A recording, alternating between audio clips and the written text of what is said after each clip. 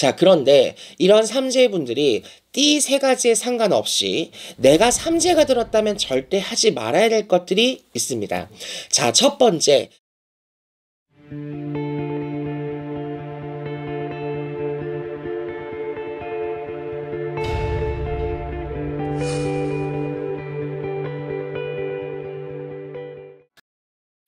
안녕하세요. 일산의 구슬동자 윤도령입니다.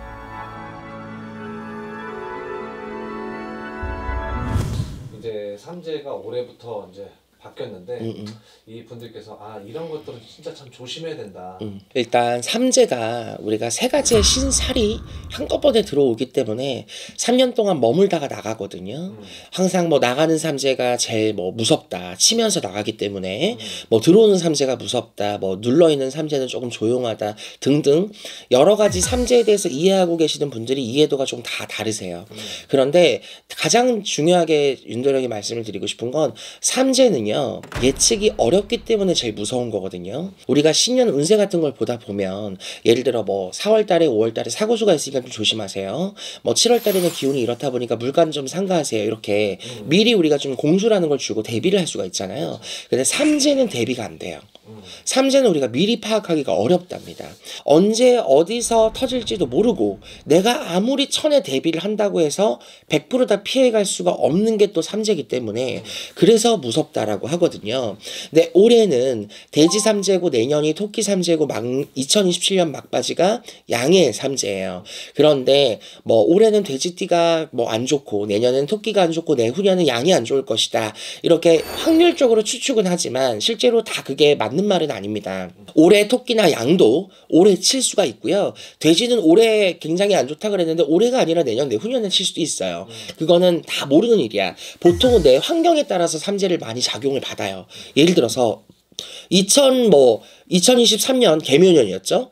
2023년 재작년에 태어난 아이도 그러면 따지고 보면 올해도 삼재인데 2살 3살 된 애기가 뭐 삼재 영향이 있을까요? 막말로 그 애기들을 뭐 사고로 밀어넣겠어요? 뭐 사업으로 치겠어요? 돈으로 치겠어요? 그죠? 근데 직장에 다니는 사람들은 사업으로 안 치겠죠. 돈으로 칠 게 없어요. 그러니까 직장으로는 안 칠 거야. 사업하는 사람들은 사업을 하니까 사업으로 칠 거야. 돈으로 치겠죠. 즉 뭐 합격하는 사람들 합격 실패가 나올 수도 있고, 이런 것처럼 삼재는 당신들이 머물고 있는 그 환경과 상황에 비례해서 삼재를 칩니다. 그러다 보니까 내가 어떤 환경에서 무슨 일을 하고 있는지에 따라서 삼재를 치는 정도와 강도가 다르다고 생각을 하시면 돼요.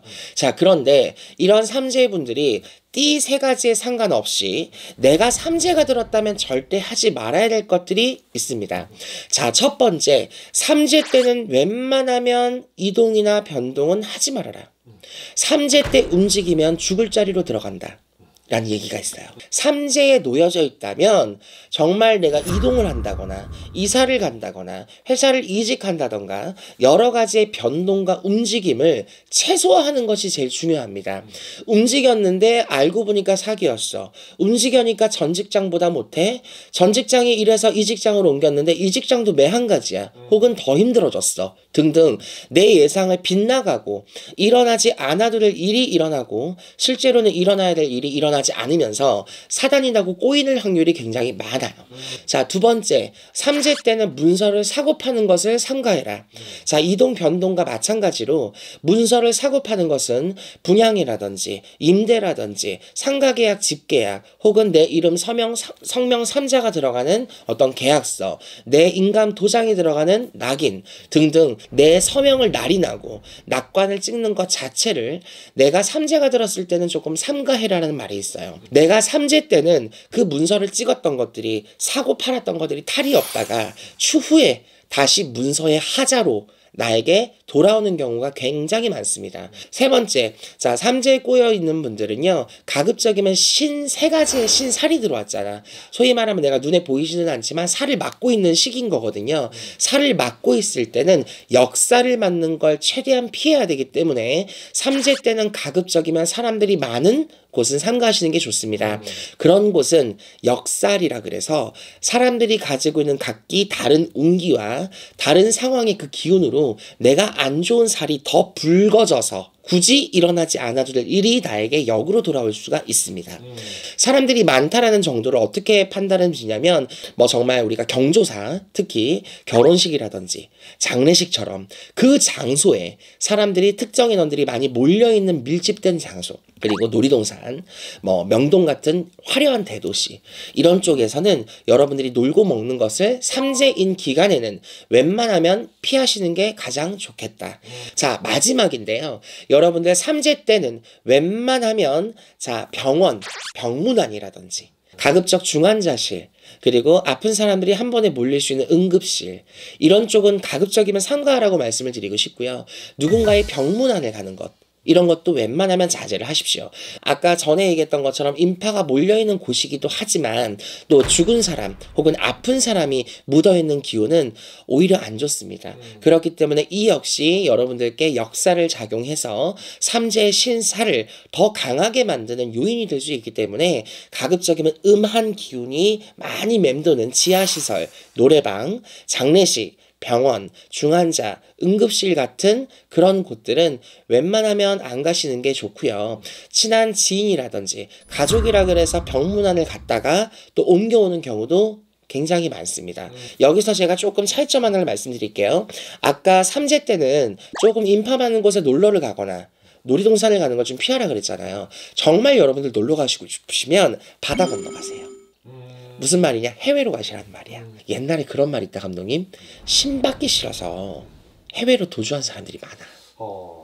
들어보셨는지 모르겠지만 러시아라든지 라스베가스, 뭐 로스앤젤레스, 마이애미, 러시아 좀 멀리 서구 쪽으로 빠지신 분들이 옛날엔 좀 많으세요. 특히 화류계 쪽에 계시는 분들 굉장히 많은데 그 얘기가 신병이 오신 분들이나 신기가 좀 많으셨던 분들이 해외로 가면 그 신병이 잦아들어.